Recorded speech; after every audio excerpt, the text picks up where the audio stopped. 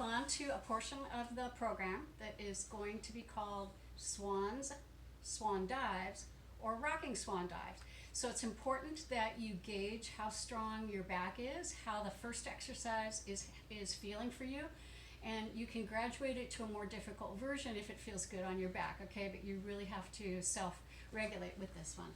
Okay, so a swan in Pilates is here. I'm lying prone position, got my hands right underneath my shoulders, and I'm going to keep my rib cage on the floor. All I'm going to do is lift, hold, and back down again. So the breathing is important.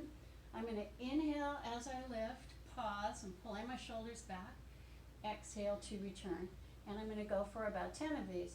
Okay, now if you feel like you have a strong low back and you could be lifting a little higher, recruiting low back, then you're going to just come up a little bit higher, wherever it feels good for you.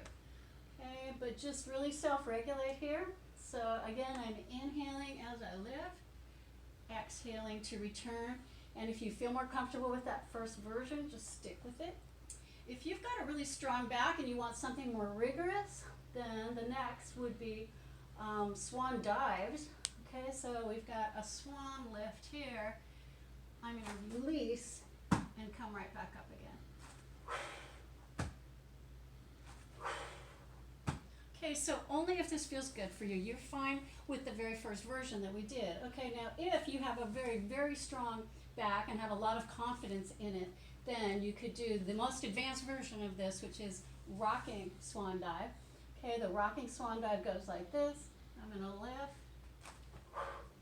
continuous rocking.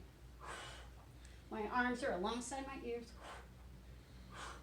Good, okay, but again, that's definitely the more rigorous of the set, and you can stick with that very first version if it feels better on your back.